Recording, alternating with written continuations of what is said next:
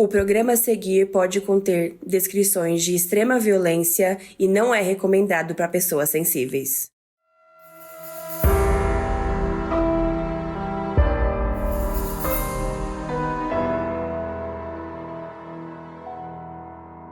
Eu sou a Carol Moreira. E eu sou a Mabê. No início dos anos 80, uma adolescente se mudou para Nova York em busca de fama e sucesso. O nome dela era Rebecca Schaeffer e não demorou muito para ela estrelar uma série conhecida e se tornar uma das maiores promessas de Hollywood. O problema é que logo ela chamou a atenção de um stalker. E ele estava disposto a fazer qualquer coisa para se aproximar dela.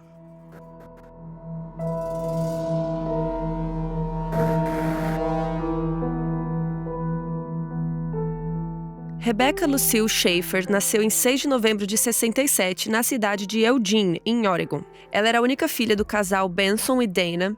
O Benson era psicólogo infantil e a Dana era escritora e professora de uma universidade. A Rebecca era uma criança super inteligente, ela era branquinha, tinha o cabelo cacheado castanho. E todo mundo que a conhecia dizia que ela era super espontânea, que ela aprendia muito fácil, inteligente. O pai a ensinou a andar de cavalo quando ela tinha 6 anos e ela aprendeu só de prestar atenção, assim, aprendeu rápido. E ela era uma menina muito questionadora, no bom sentido, né? Ela queria entender por que as coisas eram daquele jeito e tal. E, por exemplo, os pais diziam pra ela tirar boas notas, ela falava, tá, mas por que é importante tirar boas notas? A família Schaeffer era judia e a Rebecca foi criada nessa tradição também. Então, desde pequena, ela se interessou pelos ensinamentos judaicos e ela até dizia que quando ela fosse adulta, ela ia se tornar uma rabina. Os pais eram muito apaixonados na filha, eles adoravam fazer programas em família, brincar ao ar livre e aprender coisas novas juntos. E na escola, a Rebecca também tinha muitos amigos, ela era bem sociável. E ela tinha uma melhor amiga com quem ela saía depois da aula, e as duas brincavam no parque toda semana. Quando a Rebecca era pré-adolescente, a família Schaeffer se mudou de cidade. Eles continuaram ali no estado de Oregon, só que eles foram para a capital, para Portland, e lá a mãe conseguiu um emprego numa outra universidade. A Rebecca se deu super bem nesse novo colégio, ela fez muitas amizades, e aí por volta dos 13 anos, ela entrou pro clube de teatro, e dava pra ver que ela levava jeito pra coisa. Ela tinha um talento natural para atuação, tanto que ela sempre pegava os papéis principais. E nisso ela foi se tornando mais popular na escola, todo mundo queria ser amigo dela, porque ela era super talentosa, gente boa, bonita. E a Rebecca não discriminava ninguém, sabe? Aquela coisa de bullying e tal, não. Ela circulava em todos os grupos, era simpática com todo mundo. Quando ela tinha 14 anos, começou a trabalhar também como modelo. Um dia ela estava andando na rua e foi vista por uma agente de modelos, que ficou impressionada com a beleza, com o carisma dela. E ao longo de 2 anos, a Rebecca foi representada por essa mulher enquanto fazia anúncios e editoriais lá em Portland. Ela apareceu até em comerciais de TV ali da cidade, do estado. E a agente dela acreditava muito no potencial dela se tornar uma grande modelo.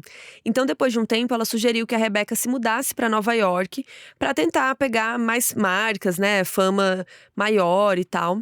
E aí ela ligou para uma colega em Nova York e falou que ia mandar para ela, né, para amiga lá, para Nova York, ó, vou te mandar uma jovem super linda, carismática, e aí você brilha aí com ela. Os pais acreditavam bastante no talento da filha, né? Então, mesmo um pouco receosos, eles concordaram e apoiaram essa mudança. O pai chegou até a dizer que as pessoas têm sempre 2 escolhas na vida: viver uma aventura ou se arrepender depois.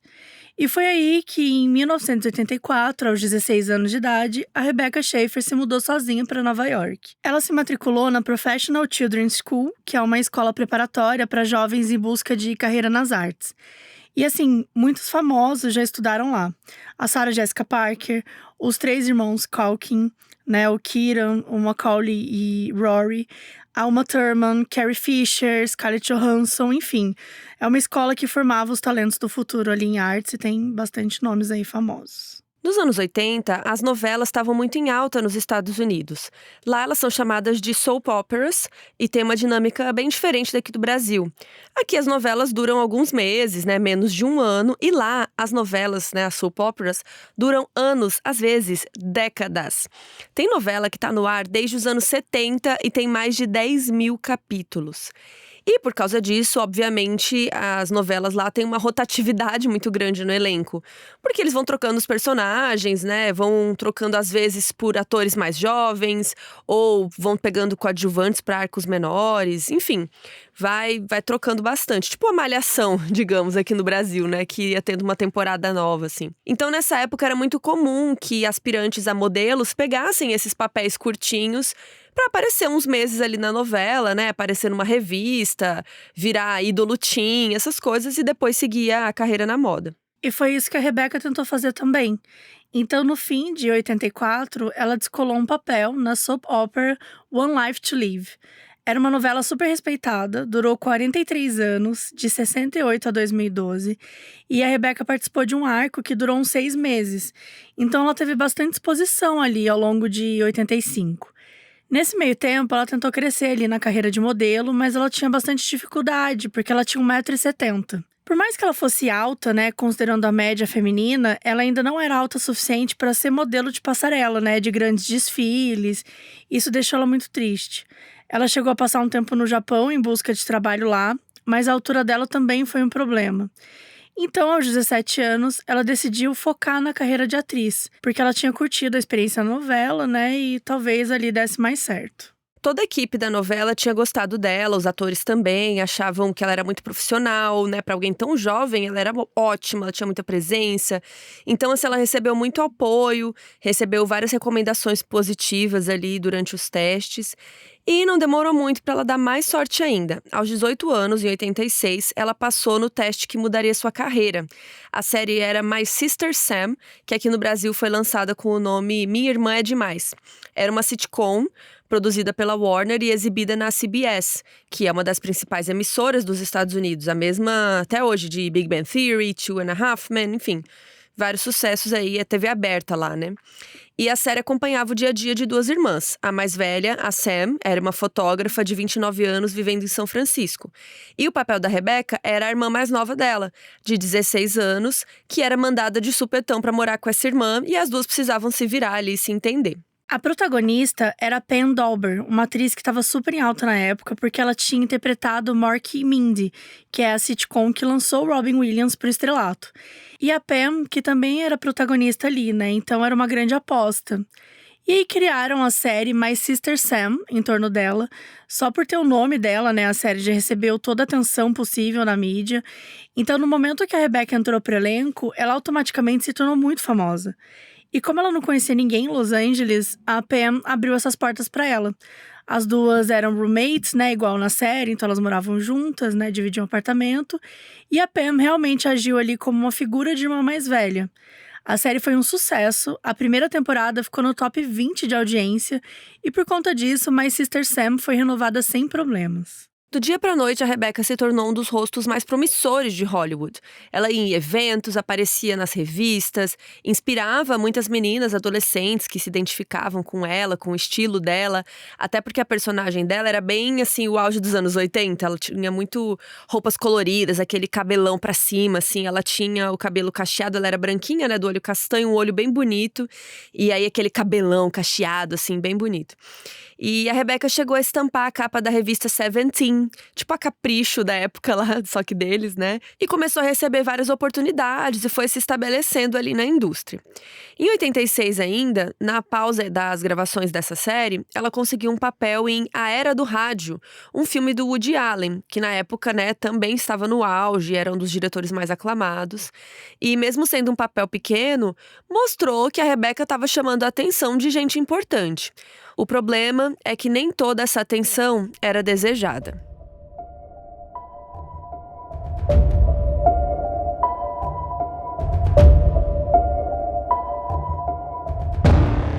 Robert John Bardo nasceu no dia 2 de janeiro dos anos 70, na Califórnia.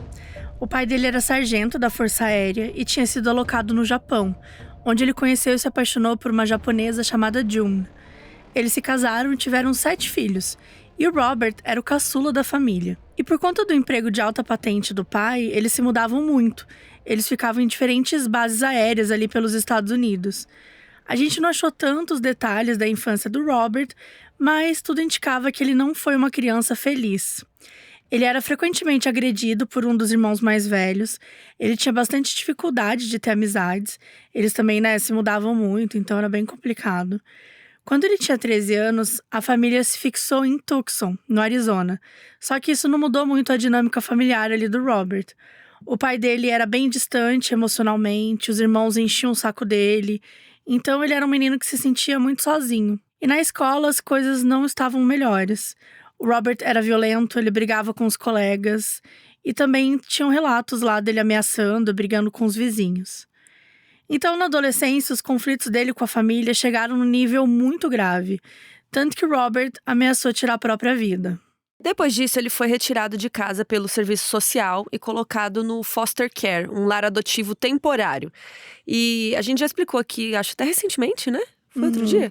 Que foster care é algo que existe nos Estados Unidos, que não é ainda uma adoção. É quando uma criança passa um tempo morando na casa de uma família que dá o suporte e tal, que a sua família ou não pode dar, ou quando a pessoa realmente é órfã, não tem família. E aí, depois de lá que ela vai ser adotada, ou por eles mesmos, né, por aquela própria família, ou alguma outra família. Então, ele foi colocado nesse lar adotivo e tal, e aos 15 anos ele foi internado numa instituição psiquiátrica e passou por vários testes. Alguns profissionais chegaram a suspeitar que ele tinha transtorno bipolar, enquanto outros achavam que ele ainda estava em fase de formação e que ficar longe da família disfuncional que ele tinha faria bem para ele. Aí ele recebeu alta, voltou lá pro lar que ele estava e ele abandonou a escola. Ele não terminou o ensino médio. Ele era um aluno inteligente, ele tirava notas boas, tal, mas a questão dele lá era social, ele se desentendia com todo mundo, ele tinha muitas alterações de humor, tinha muita raiva do nada, então era complicado para ele ficar lá. E aí ele foi trabalhar, virou zelador numa lanchonete que chamava Jack in the Box, que é uma rede de fast food famosa lá dos Estados Unidos. Foi mais ou menos nessa época que o Robert desenvolveu um crush, né, uma admiração pela Samantha Smith, que é uma ativista infantil pela paz. Tipo a Greta Thunberg ou a Malala, né, atualmente.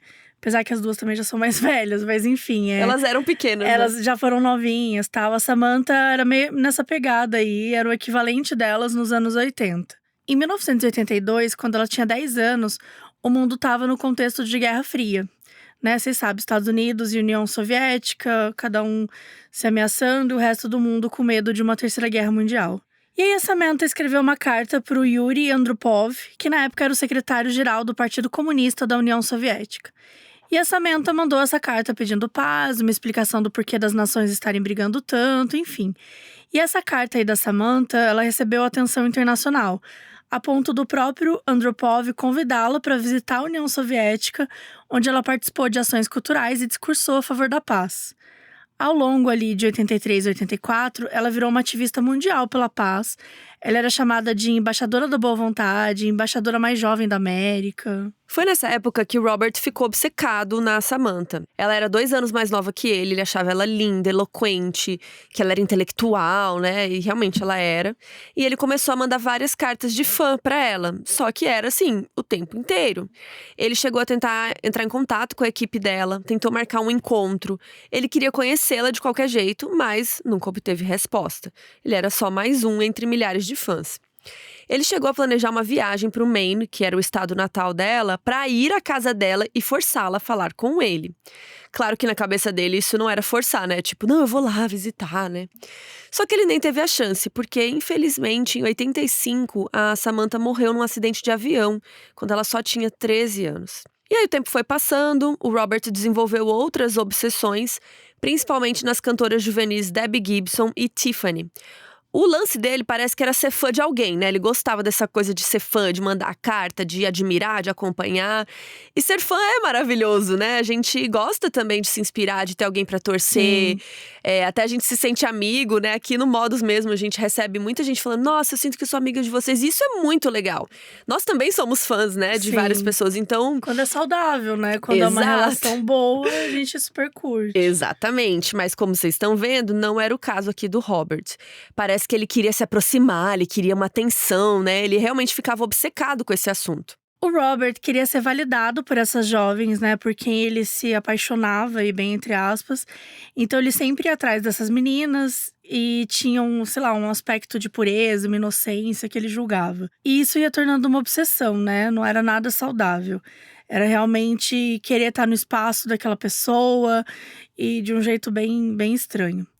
E a gente sabe como essas obsessões podem chegar a níveis muito assustadores, né? A gente tem 2 episódios que falam sobre isso, que é o 123, sobre o assassinato do John Lennon, e o 188, do assassinato da Selena Quintanilha, que inclusive muita gente gosta desse episódio porque não conhecia tão profundamente a história, porque o do John Lennon, querendo ou não, Mais famoso. é mais famoso, né? Da Selena Quintanilha tem muita gente que não conhece.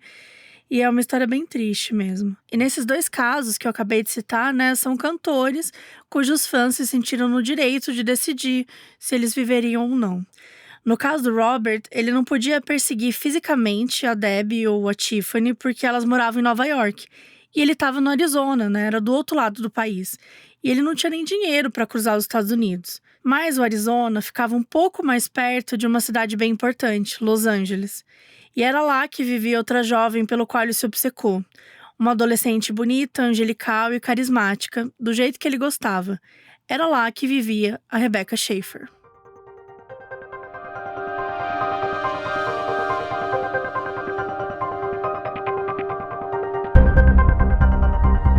Em 1987, a Rebecca estava com 19 anos, a primeira temporada de My Sister Sam estava bombando, já tinha sido renovada para a segunda temporada, ela estava super feliz.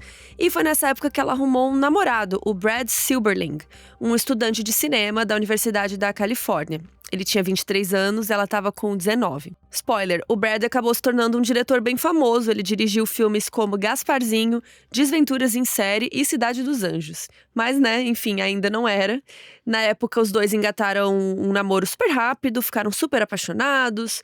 Eles dirigiam pelas ruas e olhavam para as casas e falavam: nossa, vamos morar numa casa dessas, aquela coisa. Eventualmente, a Rebecca se mudou para um apartamento que ficava em West Hollywood, que era um predinho de 2 andares, que tinha outros apartamentos e tal, mas é uma vibe muito de casa, assim. E era um lugar super tranquilo, bem confortável. Ela gostava de ficar deitada no sofá lendo, escrevendo seu diário. Ela gostava muito de yoga. Ela curtia, sabe, o silêncio e tal. E, claro, o Brad passava várias noites lá com ela, né? Você vai namorando sério, aí deixa uma escova de dente na casa do outro, deixa uma gavetinha e vai indo. A Rebecca era um sucesso, ela dava entrevistas semanalmente, começou a receber muitas cartas de fãs. E a co-estrela dela, né, a Pam Dawber, já estava na indústria há mais tempo. Então ela também orientou bastante a Rebecca quanto a isso. Falou da importância de manter uma vida privada, para tomar cuidado com stalkers, para ficar assim de olho em qualquer frase suspeita escrita nas cartas dos fãs. Hoje em dia a gente fala muito sobre a relação, né, parasocial que os fãs criam com os artistas, sobre como alguns fãs se acham donos da vida do artista, ou sentem que o conhecem como se fossem amigos próximos, enfim. Muitos artistas jovens que surgem hoje em dia já sabem, assim, já são treinados para isso desde o início, né? Já sabendo estabelecer aí esse limite no nível de interação com os fãs. Mas nessa época, gente, isso não era um assunto muito discutido, né? E a Rebecca, que estava ali iniciando, ela não tinha esse tino. Ela era muito ingênua, né? Era muito coisa ali da juventude mesmo. E ela estava muito grata por todo o carinho que ela recebia, né? Não conseguia ver um lado ruim nisso. Então ela não só lia as cartas, como ela respondia, ela batia papo e tal. Ela realmente não esperava que alguém fosse, né, fazer algo com ela. Enquanto isso, lá no Arizona, o Robert estava vidrado nela. Assistia todos os episódios da série, gravava em VHS para rever depois. E ele não tinha amigos, então ele passava todo dia, toda noite, vendo as séries, escrevendo cartas de fã para Rebecca, realmente só focado nesse universo. E nas cartas ele dizia como ele a admirava, que ele achava ela super com uma personalidade feliz, né, que ele adorava sua inocência. E como ela respondia muitas das cartas, ela acabou respondendo uma carta do Robert. Ela falou que ficava muito grata com tanto carinho, que a carta dele tinha sido uma das mais bonitas que ela tinha recebido. E aí imagina o que ele sentiu quando ele leu essa carta, gente. Ele, ao invés de ficar, olha que legal, né? Ela gosta, tá respondendo os fãs. Ele interpretou como uma confirmação de tudo que ele estava imaginando na cabeça dele. Que os sentimentos que ele tinha pela Rebecca eram recíprocos. Que ela tinha percebido o quanto ele era cuidadoso, que ele faria tudo por ela. Então, meio que assim, que ela gostava dele, sabe? E era só isso que ele precisava para botar esse plano em prática. Ele decidiu ir para Los Angeles e encontrá-la. E ele achava que quando ela o visse, né, que eles iam, sei lá, se apaixonar, que eles teriam uma conexão, né? Enfim, criou uma fantasia ali na cabeça dele. E aí, no verão de 87, o Robert, aos 17 anos, chegou sozinho no aeroporto de LA e ele pegou um táxi até o estúdio da Warner. A Rebecca estava lá no dia, né? Eles já tinham começado a gravar a segunda temporada de My Sister Sam. E ele chegou na porta do estúdio carregando flores e um ursão de pelúcia gigante, assim, daqueles de 1 metro. E ele chegou pro segurança e mandou chamar a Rebecca Schaeffer. Falou super natural, sabe? Como se conhecesse ela mesmo. E aí o segurança ligou pro pessoal da produção e falou que tinha um cara ali, né, pra visitar a Rebecca. O Robert tinha dito pro segurança que a Rebecca tava esperando ele. E daí o pessoal lá da série não tava sabendo de nada, né? Daí foram perguntar pra Rebecca e ela falou que não tinha nenhum amigo indo visitá-la, não. Então a equipe ligou pro segurança e falou: olha, pode enxotar esse cara, né? Não tem permissão não pra entrar aqui não. O Robert ficou super frustrado, ele não entendia por que ele estava sendo rejeitado. Porque na cabeça dele, gente, ela respondeu ele, então eles são amigos, eles são próximos, eles vão se apaixonar. Então ele não estava entendendo. Só que ele não desistiu. Na mesma semana ele voltou lá de novo e pediu pra entrar no estúdio. O guarda ligou pra equipe lá e recusaram a entrada dele. Então ele foi enxotado de novo. Só que nessa segunda vez o Robert parecia mais agitado, sabe? Ele tava meio ansioso, assim. Foi negado, foi embora. Na época, ninguém achou que isso, né, seria nada demais. Falaram, um cara estranho aí, ninguém deu atenção. A própria equipe tinha outras preocupações, né, nos meses seguintes. A segunda temporada de My Sister Sam não estava indo tão bem quanto a primeira. A audiência tinha caído muito. Se na primeira temporada eles estavam no top 20, né, dos programas mais vistos, agora era o top 70. No fim de 87, a CBS chegou a tirar a série da grade, bem no meio da temporada, e o destino da produção ficou incerto. Mas a série tinha uma fanbase fiel, então a emissora recebeu muitas cartas de fãs pedindo para continuar. E em 88, acabou sendo um ano bem caótico, né, para Hollywood, porque rolou uma greve de roteiristas, que nem que rolou agora em 2023, né? A gente viu o quanto atrasou, né, uma série de séries e filmes, Dá um enfim. rolo. Dá um rolo todo. Quem quiser saber mais, acompanhe o canal da Carol Moreira. Muito bom o canal do YouTube, o Instagram da Carol Moreira. Ela é ótima em falar desses assuntos. Ela sempre dá essas notícias, viu? No caso, sou eu. E aí, essa greve que teve em 88 foi a greve mais longa da história. Durou 153 dias, tá? Então, deu 5 meses e 3 dias. E daí, as emissoras ficaram desesperadas procurando algo para exibir. E como a CBS já tinha vários episódios prontos, né, de My Sister Sam, eles acabaram exibindo a série. Mas eles nem terminaram de exibir a segunda temporada e a série foi oficialmente cancelada em 88. Isso foi um grande golpe na carreira da Rebecca, né, porque a ideia era que a série durasse por muitos anos ainda. E ela não tinha uma reserva financeira, ela não estava rica nem nada, era uma atriz iniciante, né, então foi um baque, assim, bem forte. Mas ela não se deixou abalar por isso, não. Ela foi ali procurando outros papéis. Ela queria aproveitar ao máximo ali o momento dela de alta em Hollywood. No resto de 88 e início de 89, a Rebecca foi gravando alguns filmes. Ela gravou uma comédia chamada Luta de Classes em Beverly Hills, estrelada pela Jacqueline Bisset, e a história acompanhava os altos e baixos de uma atriz decadente tentando voltar ao estrelato e tal, e vai se metendo em grandes confusões do barulho. A Rebecca interpretou a filha da protagonista e foi um projeto diferente para ela, porque até então a Rebecca tinha feito papéis mais juvenis, ela era um ídolo teen. Muito assim, né, family friendly e tal. Só que esse filme tinha um humor mais adulto, um tom mais maduro, então foi visto como aquela transição quando a atriz, né, a atriz criança vira adulta, assim. E esse filme foi lançado nos cinemas no início de 89 e teve boas críticas. E uma curiosidade pra vocês, antes de ser roteirista e diretor, sabe o Ryan Murphy, que fez várias séries e tal? Fez, sei lá, American Horror Story, essas séries do American Crime Story também, enfim. Todas. Ele era jornalista de entretenimento antes. Ele fez uma crítica super positiva desse filme aí pro Miami Herald. E hoje em dia, realmente, né, é bem a cara das produções dele, né? Esse filme tem uma cara que parece com ele, de personagens extravagantes, um humor satírico, enfim. O filme foi lançado, mas teve uma pessoa que assistiu e odiou esse filme, gente. Sabe quem? O Robert, ele foi ao cinema prestigiar, né, a sua ídola, a Rebecca. Só que ele ficou muito surpreso quando ele viu que tinha uma cena de sexo no filme. E quando ele assistiu essa cena, era uma cena que a personagem, a Rebecca, ela aparecia na cama com o ator. E ele ficou com muito nojo. Fazia meses que ela não respondia nenhuma das cartas dele, né? Que ele continuava mandando insistentemente. E quando ele viu isso, ele sentiu que não reconhecia mais ela. Isso, no caso, a versão que ele tinha idealizado na cabeça dele, né? Tipo, que ela era uma jovem pura, delicada, com papéis leves, divertidos. E ele interpretou que agora que ela estava fazendo cenas de sexo, é como se ela não tivesse mais moralidade. Como se ela tivesse se vendido para Hollywood. E esse é um dos maiores perigos dessa relação aí, né, entre o fã e o artista. Tem gente que, quando vê um artista saindo da caixinha, né, na qual ele tinha lá imaginado, não lida muito bem. E isso era claramente o caso do Robert. Ele não estava mais conseguindo diferenciar ficção e realidade. Ele não entendia que ela era uma atriz, que ela não tinha relação nenhuma com ele, que não devia satisfação a ele sobre os papéis que ela fazia, enfim. A impressão que ele teve é de que ele estava sendo traído, de que ela simplesmente tinha abandonado ele e se tornado outra pessoa. E infelizmente, ele não ia deixar por isso mesmo.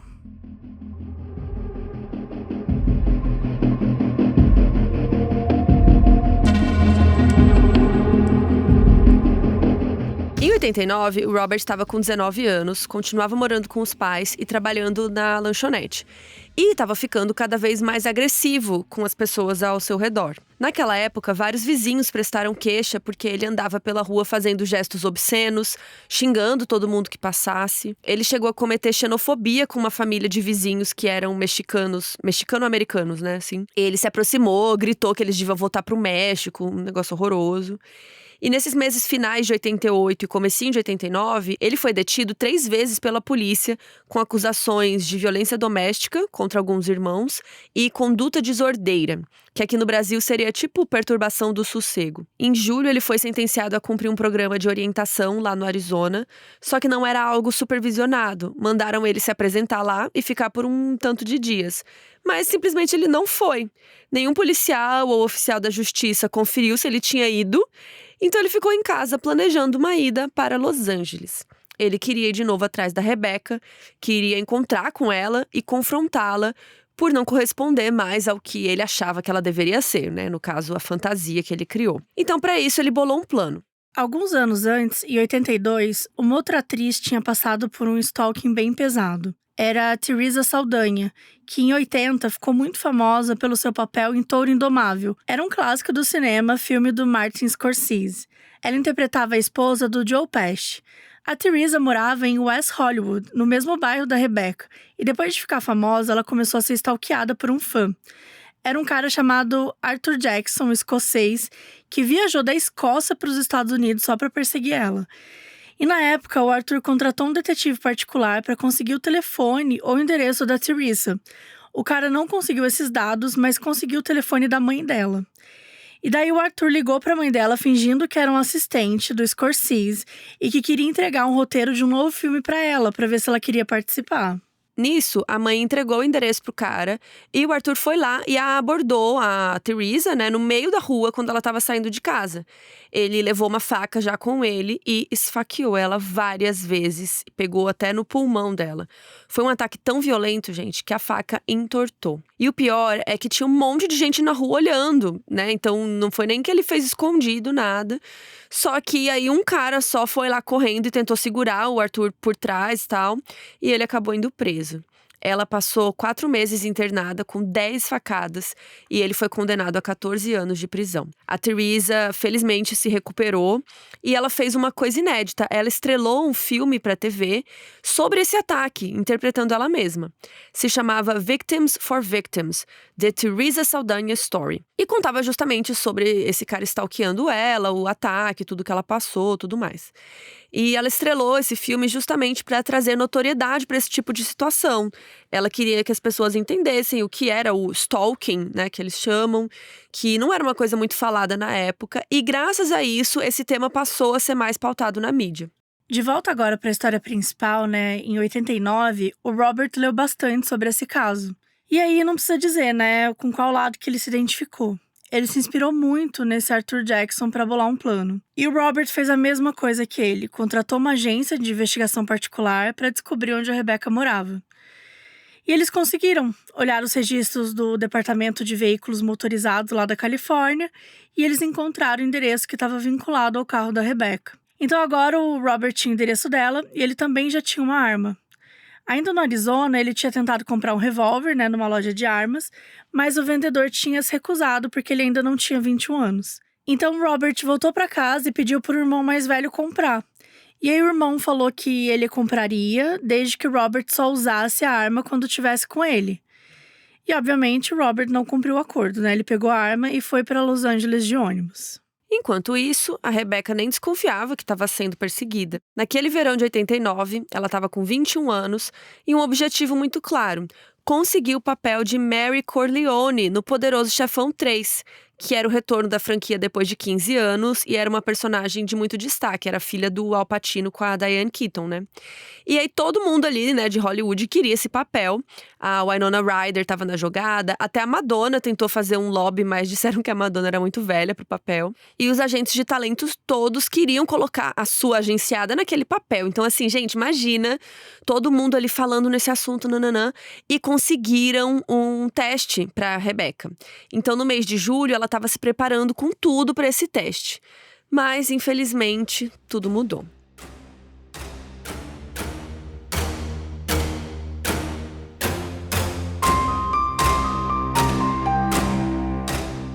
No dia 18 de julho de 89, a Rebecca estava em casa se preparando para essa audição que ia ser no horário de almoço.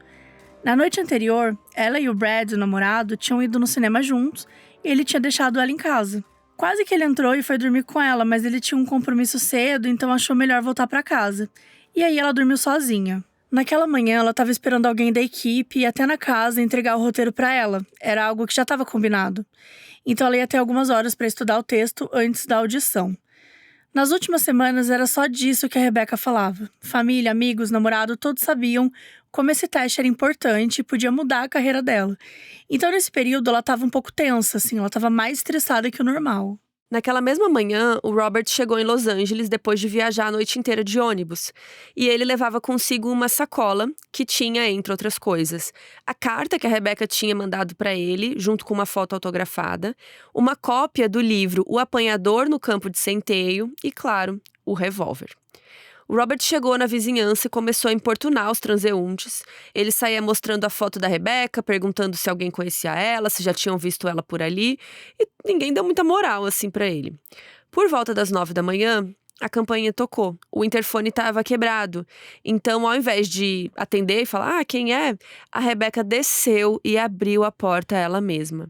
E ela foi abrir porque ela achou que era o roteiro do filme que ela estava esperando. Mas não era. Era um cara que ela nunca tinha visto na vida. O Robert. E ele não esperava já dar de cara com ela. Achou que ia abrir o portão pelo interfone. Então ele ficou muito surpreso. E daí ele ficou trêmulo, baixou a guarda. Porque realmente foi pego de surpresa. Os dois estavam cara a cara. Ele falou pra Rebecca que ele era o maior fã. Ele mostrou a foto autografada, que ela tinha mandado na carta. E ele ficou realmente muito empolgado e quis conversar com ela. Só que ela estava muito estressada, estava decepcionada, com o fato de não ser o cara que ia entregar o roteiro. Então ela cortou o papo, falou que agradecia, mas que ela estava ocupada, que ela estava se preparando para uma entrevista, e não podia conversar.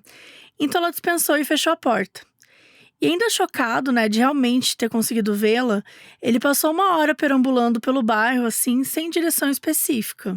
Até que ele sentou numa lanchonete, pegou um café da manhã, e ele tinha viajado a noite inteira, nem tinha comido, ele foi direto lá pra casa dela.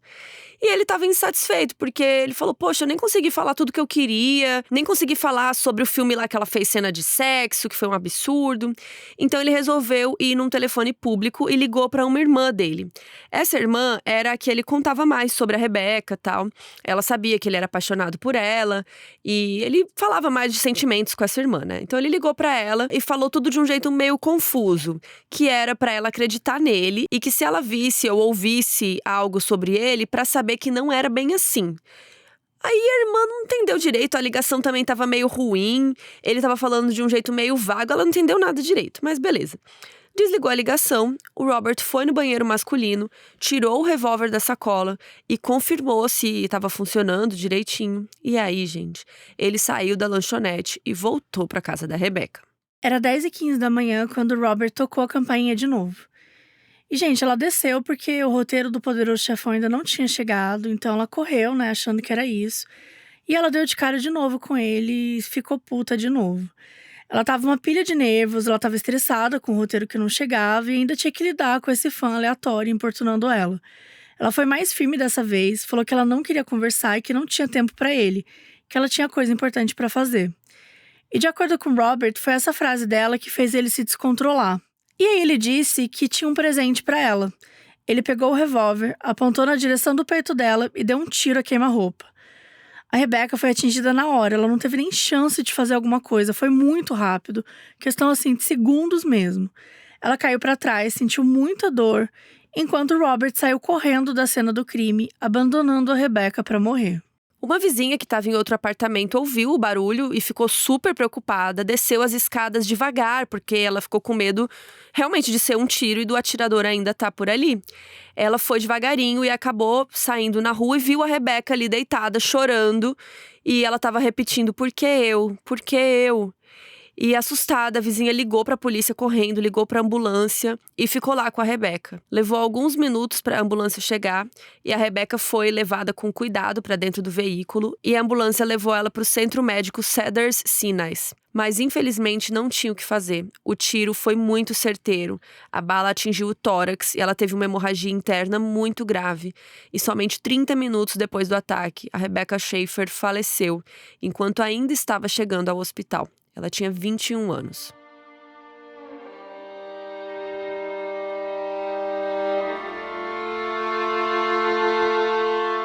A polícia chegou na cena do crime junto com a ambulância. E como ali era uma área nobre, né, de Hollywood, a informação se espalhou muito rápido. E em questão de minutos, apareceram vários jornalistas para tentar entender o que estava acontecendo ali. De início, a polícia só deu a informação que uma atriz tinha sido baleada. Tanto que as primeiras notícias que saíram na rádio diziam que a vítima ainda não tinha sido identificada. E aí foi o tempo dos policiais ligarem para a família dela e contar o que aconteceu. Os pais da Rebecca continuaram morando em Oregon e foi a mãe dela, a Dana, que atendeu o telefone. O pai, o Benson, ele estava no workshop de trabalho naquele dia. E a mãe não ia conseguir esperar ele voltar para poder contar, né? Então, ela ligou para o melhor amigo dele, explicou tudo e pediu para que esse amigo contasse, porque era melhor que ele soubesse pessoalmente. Quando Benson soube da morte da filha, ele começou a gritar no meio do evento, ele ficou tremendo. Foi uma cena muito pesada. Enquanto isso, a confirmação de que a vítima era Rebecca chegou na mídia. O crime tinha acontecido às 10h15 da manhã. E ao meio-dia, os principais veículos do país já estavam noticiando a morte dela. Uma das melhores amigas da Rebecca em Los Angeles se chamava Bárbara, e ela estava trabalhando naquele dia quando recebeu uma ligação do agente da Rebecca contando tudo isso. E ela ficou tão incrédula que ela achou que era um trote, né, uma brincadeira de mau gosto, e depois ela viu que era verdade. Ela foi para o hospital, encontrou os pais da Rebecca, que pegaram o primeiro voo para Los Angeles e chegaram lá já naquela tarde. A Dana já chegou dizendo que precisava ver a filha, que enquanto ela não visse o corpo, ela não iria acreditar que aquilo era verdade. Então, eles liberaram para os pais verem o corpo, né, se despedirem da Rebecca. O Benson ficou muito mexido ao ver a filha. Ele ficou até com uma tontura, assim, ficou meio passando mal. E ver aquilo tudo, né, ver a amiga ali, os pais dela, né, tristes. A Bárbara ficou devastada e tentou ser um ponto de apoio ali para eles. Se ofereceu para resolver burocracias de hospital, de, né, sei lá, qualquer coisa que precisasse para os pais poderem ficar um pouco em paz. E a repercussão do caso foi imediata. Vários artistas, pessoas da indústria, manifestaram os pêsames pela morte da Rebecca, incluindo a Penn Dolber, que tinha protagonizado, né, My Sister Sam junto com ela. Os jornalistas estavam com sangue nos olhos, faziam comentários perguntando como era possível algo acontecer, como é que alguém simplesmente podia chegar na casa dela e atirar. Questionaram o porquê de não ter segurança numa rua com tantas pessoas famosas, né, que era um lugar ali com maior chance de acontecer algum stalker, né, invadir e tudo mais. Ninguém fazia muita ideia, né, do que tinha acontecido. Aquilo é quando a notícia acaba de acontecer, né, que fica todo mundo especulando, não tem tanta informação, então muitas vezes rolam muitos boatos, então estava nesse momento aí. E aí o Robert, ele tinha tirado e saído correndo, né, ele não foi visto por ninguém. E ele também não tinha deixado nenhuma evidência na cena do crime, então ninguém sabia muito bem o que tinha acontecido. A polícia não sabia nem por onde começar a procurar. Eles falaram com algumas pessoas da vizinhança, né? E aí descobriram que mais cedo, assim, tinha um cara mostrando uma foto da Rebecca e perguntando para as pessoas se elas conheciam. Só que a polícia também não fazia ideia como rastrear, né? Nem imaginava que era a mesma pessoa, que no caso a gente sabe que era. Mas ali até aquele momento, né, é só um suspeito. E o Robert não estava mais em Los Angeles. Depois de atirar na Rebecca, ele foi direto para a rodoviária na mesma hora. E ele pegou o primeiro ônibus disponível para voltar para Arizona. Só que não deu nem tempo de acontecer uma investigação, porque no dia seguinte do crime aconteceu algo bem inesperado. Na manhã do dia 19 de julho, o sargento Paul Helms, do departamento de Tucson, lá no Arizona, estava começando seu expediente. Ele tinha visto as notícias sobre a morte da Rebecca na noite anterior, tinha ficado super mal, né, com tudo isso, mas como o crime era em Los Angeles, ele nem imaginou que ele teria qualquer coisa a ver com isso, né, só pensou, nossa, que coisa triste, né, que situação e tal. Até que, por volta das 8 da manhã, ele recebeu um chamado dizendo que tinha um cara causando no meio da rua lá em Tucson. O cara estava gritando e tentando andar no meio da pista, atrapalhando o fluxo, causando mesmo. E aí lá foi o sargento Paul até o local, e quando ele chegou lá, o homem estava lá ainda. E era quem, gente? O Robert. Ele estava gritando aos quatro ventos que tinha matado a Rebecca Schaeffer. Ele também estava ameaçando dar um fim na própria vida, por isso que ele estava ali no meio da pista, estava meio alterado. Os policiais conseguiram contê-lo, tiraram ele dali, e o sargento percebeu que ele realmente estava bem emocionalmente abalado, né? O Robert estava com a roupa toda suja, colheiras, meio grogue, né? Ele tinha passado a noite toda viajando de ônibus. E aí o sargento fez uma verificação, uma revista ali rápida nele e encontrou a foto da Rebecca no bolso dele. E daí ele foi levado para a delegacia imediatamente e foi interrogado. O Robert não estava com a arma do crime, ele tinha descartado em algum lugar, mas ele não escondeu o que tinha feito. Ele contou que sim, que ele tinha assassinado a Rebecca. Durante o interrogatório, Robert parecia bem confuso, bem mexido, como se ele não tivesse ali completamente certo do que estava acontecendo. E lembra que tinha uma irmã do Robert que ele tinha ligado antes do crime? Então, ela foi na delegacia e contou tudo para os policiais. E como ela era a pessoa com quem ele mais desabafava sobre a Rebecca, ela explicou que o irmão tinha desenvolvido uma obsessão pela atriz, que ele tinha várias fotos em casa, que ele passava os dias escrevendo cartas para ela. Então, a polícia ali já teve uma confirmação meio rápida, né? De que ele provavelmente era o assassino mesmo. E tem outra questão bem inusitada. Quando ele tinha viajado para Los Angeles, ele levava consigo o livro O Apanhador no Campo de Centeio. Esse livro é um clássico americano, talvez a gente até tenha citado ele aqui antes. No episódio do John Lennon. Exato, acho que é isso. Porque esse livro narra os pensamentos de um adolescente que é expulso da escola e passa o dia vagando por Nova York, refletindo sobre a sua vida. E é um livro muito, assim, sobre solidão, pressão, expectativas e tal. E esse livro era o favorito do Mark David Chapman, né? Realmente, o assassino do John Lennon. Inclusive, no dia que ele assassinou o John Lennon, ele estava carregando uma cópia desse livro e ele até assinou uma carta com o nome do protagonista do livro. Então, a polícia achou bem curioso, o Robert também tá com esse livro, enquanto também estava matando uma celebridade. Como se fosse uma referência, era uma homenagem a essa questão aí do Chapman. Só que o Robert disse que era apenas uma coincidência, porque ele realmente gostava daquele livro, se identificava, que não era nada de propósito. Então, aí com a confirmação de que ele era mesmo um assassino, né, o Robert foi mandado lá para Los Angeles, porque o crime tinha acontecido lá, né? E aí ele foi preso pelas autoridades por lá. E ficou aguardando o julgamento na prisão. E ele foi oficialmente acusado de homicídio de primeiro grau, que seria o equivalente ao nosso homicídio doloso, né? Quando tem a intenção de tirar a vida. E aí, óbvio que foi muito noticiado, né, tudo isso. Vários veículos fizeram um perfil do Robert, com manchetes falando quem é o assassino de Rebecca Schaeffer. O fato de ser um stalker, né, chocou muito a população, porque já fazia 10 anos da morte do Lennon, né? Então, a da Selena, que a gente até comentou aqui nesse episódio, ela só ia ser anos depois. Então, de certa forma, as pessoas tinham esquecido um pouco, né, o quão perigoso e que existia esse tipo de coisa. E teve muitas matérias explicando o que era um stalker, listando as características. Teve muita crítica também, né? Porque é um absurdo. Ele contratou uma agência de detetives e aí o cara consegue acesso a endereços, né? A tantas informações da vítima. Enfim, era isso. A Rebecca era famosa. Então, óbvio que era mais fácil isso acontecer com ela, entre muitas aspas, né? No sentido de ela tá aparecendo mais na televisão, então ela pode chamar mais a atenção das pessoas. Mas a real é que isso pode acontecer com qualquer um, né? A gente sabe, existem casos de stalking que pessoas não são nem conhecidas, não são nem famosas. Já teve até no caso bizarro, uma menina que mandou um caso super pesado. E ela, assim, Ela falou, cara, eu tenho 30 seguidores no Instagram, entendeu? Ela realmente um cara que ela conheceu no trabalho, o cara ficou obcecado. Nossa. E passou a perseguir. Então, infelizmente, é o tipo de coisa que pode acontecer com qualquer um. Né? Recentemente a gente contou um caso aqui também, não foi? É verdade, a gente contou Deixa um eu achar caso aqui o nome da… de um… E essa menina também era comum. E o cara demorou 10 anos pra sequestrar ela. É esse que você tá Nossa. falando? Não, era um da escola, que desde a escola o cara era obcecado com É ela. É É esse? esse.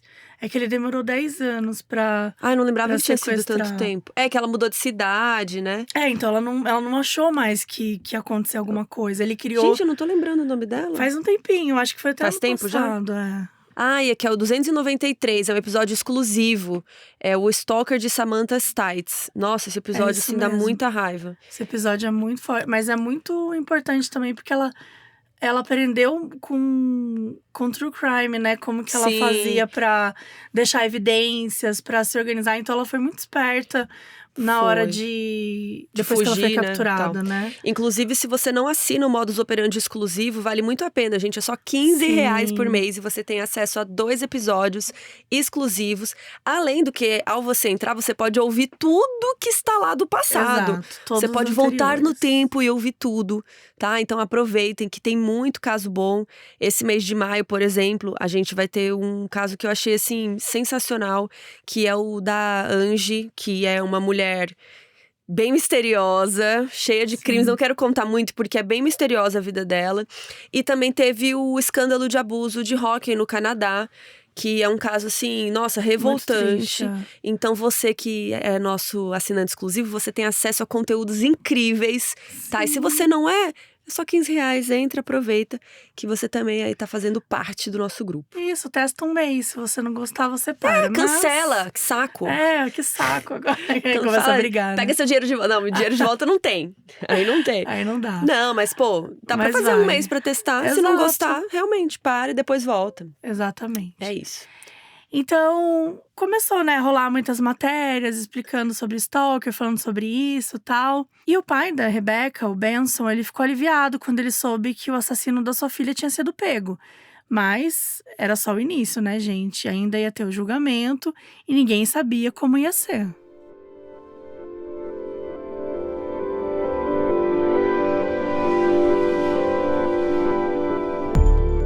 Quem aí se lembra do nome Marcia Clark? Quem é fã antigo do Modus Operandi conhece esse nome. O.J. Simpson. Sim, ela foi a promotora do caso do O.J. Simpson, né? Que talvez foi o julgamento mais mediatizado da Sim. história, talvez. Inclusive, né, 2 episódios com 4h30 aqui no Modus Operandi. Tem muita gente que conheceu a gente com o O.J. Simpson. Jura? Né? Muita gente que fala depois, porque é uma fase, sei lá, uns 2 anos depois, né, que a gente já tem o podcast, já tava… É o episódio 85 e 86, então já É, tinha bastante. Já tinha bastante, mas muita gente veio por esse. Ah, então, ó, se identifiquem aí nos comentários ou do Exato. Spotify ou de onde vocês estiverem ouvindo. E também, se você tá no Spotify, queria aproveitar, desculpa, eu tô fazendo várias propagandas hoje, mas segue a gente no O Spotify, podcast, sim. dá nota, de preferência, nota 10, boa, 5, não sei qual que é a nota, mas colabora aí que ajuda muito a gente.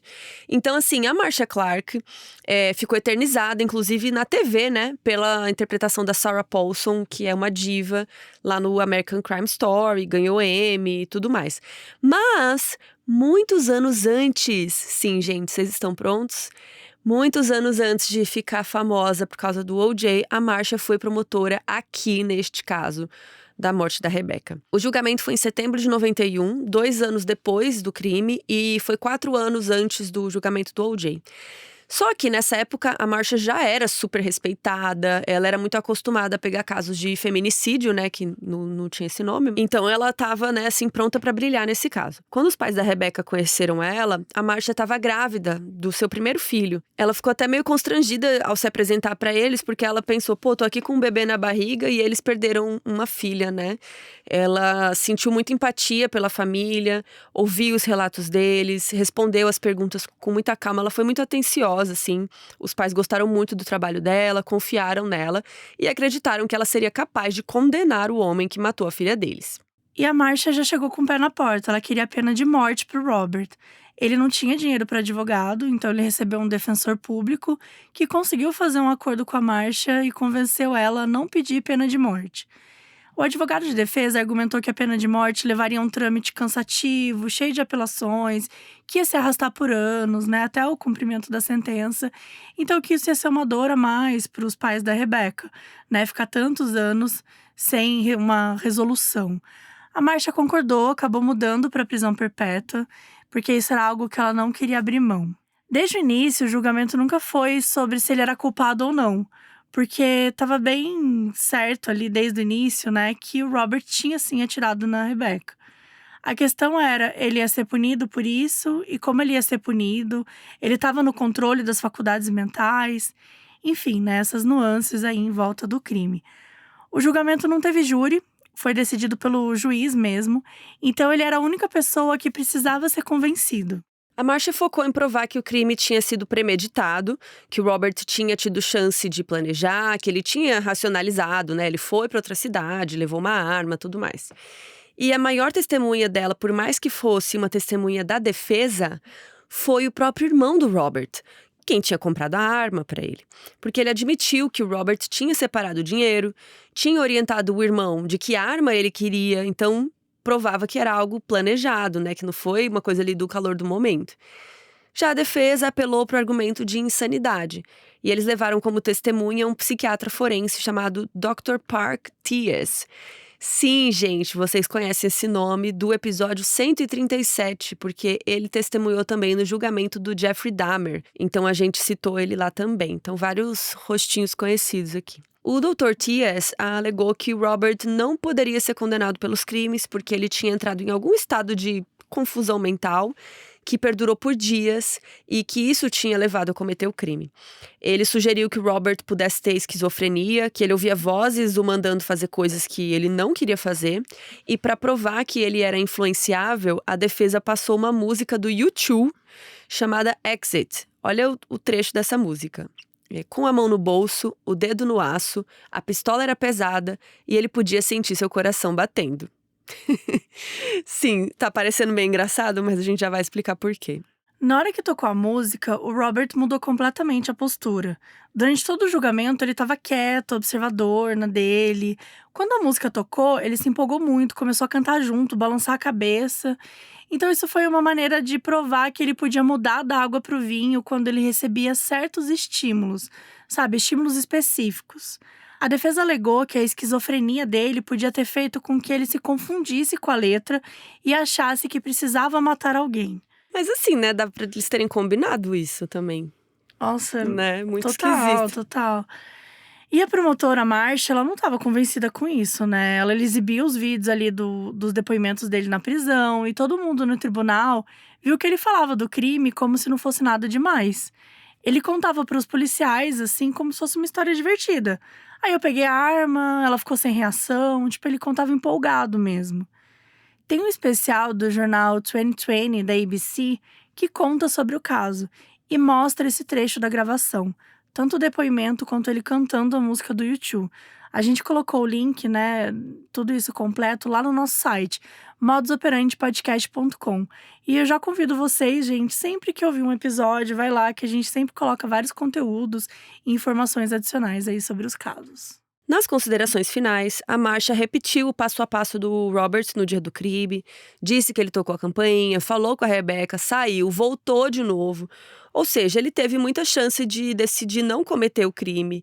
Teve momentos que ele ficou sozinho para pensar, né? Não foi uma coisa impulsiva. O juiz concordou com ela e considerou Robert John Bardo culpado de assassinato de primeiro grau. Aos 21 anos, ele foi condenado à prisão perpétua sem possibilidade de condicional. Na saída do tribunal, os pais da Rebecca falaram com os jornalistas que estavam aliviados pela justiça ser feita, mas também angustiados porque isso não trazia a filha deles de volta. A Dana, a mãe, falou que esperava que ele passasse o resto da vida na cadeia e que isso seria apenas o mínimo por toda a dor que tinham feito a família passar.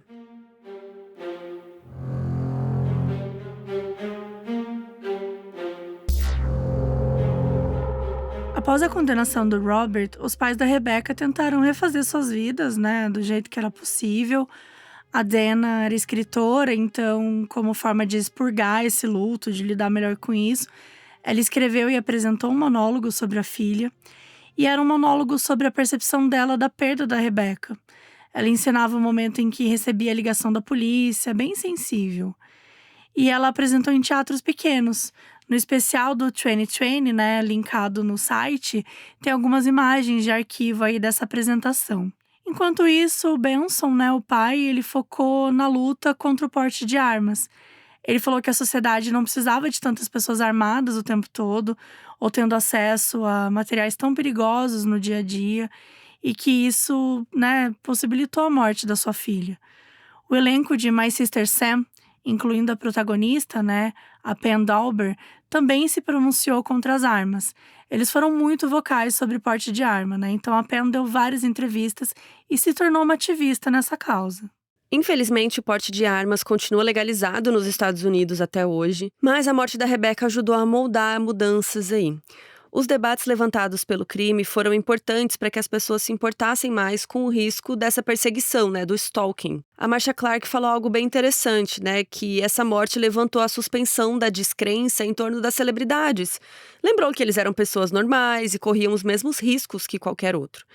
E, graças a esses debates que foram sendo gerados, a Califórnia aprovou a criação de leis estaduais anti-stalking, que então perseguir ou assediar alguém de forma repetida e ameaçadora se tornou oficialmente um crime.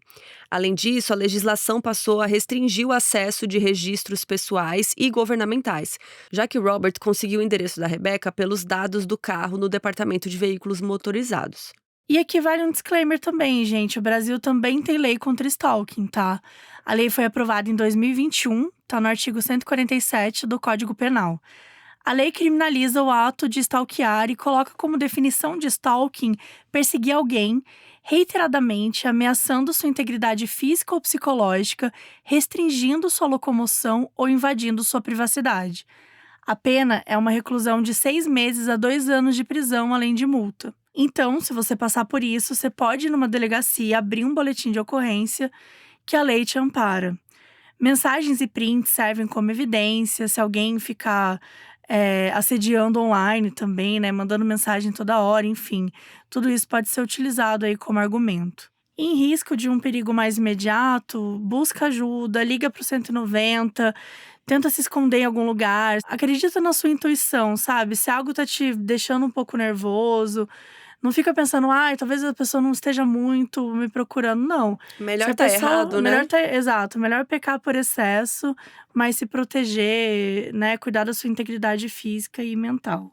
Bom, voltando à história, os pais da Rebecca sempre se perguntaram como teria sido a carreira dela se ela tivesse pego o papel do Poderoso Chefão 3, né, que ela queria ter feito. O filme saiu em 1990 e o papel que a Rebecca queria acabou ficando para Sofia Coppola, a filha do diretor Francis Ford Coppola. Inclusive, a atuação da Sofia foi muito criticada nesse filme e isso fez ela desistir da atuação. E depois ela virou diretora, né, muitos anos depois e tal. Então, os pais da Rebecca sempre ficaram pensando, né, nossa, ela podia ter feito esse filme, a carreira dela podia ter crescido, quão feliz ela poderia ter sido, né? Mas infelizmente ficou tudo aí no campo do imaginário. E quanto a Robert, ele tá até hoje na prisão estadual de Avenal, um presídio masculino lá na Califórnia. E ao longo dos anos, ele se consultou com diferentes psiquiatras e ele foi diagnosticado com um transtorno bipolar. Em 2007, ele voltou às notícias após sofrer um ataque na prisão. Um dia, quando ele estava indo tomar o café da manhã, ele foi emboscado e foi esfaqueado 11 vezes com uma faca improvisada.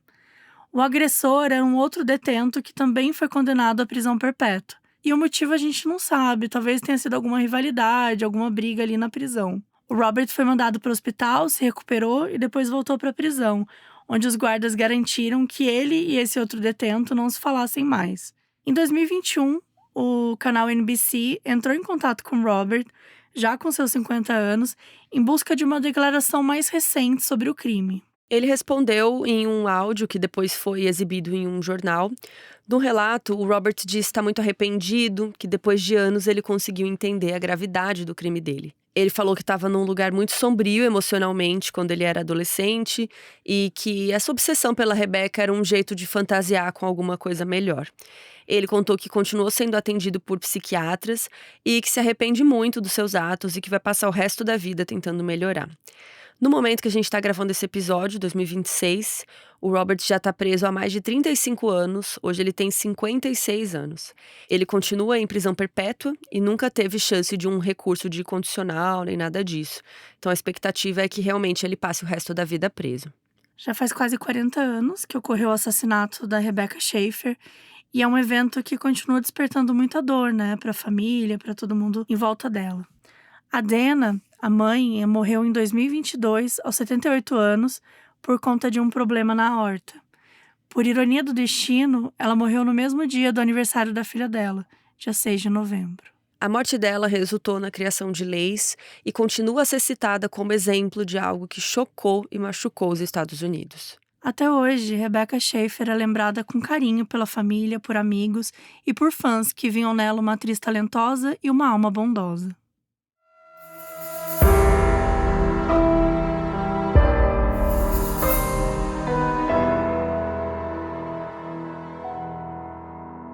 O áudio no início desse episódio é da Sara Stephanie Oliveira. Obrigada por apoiar a gente.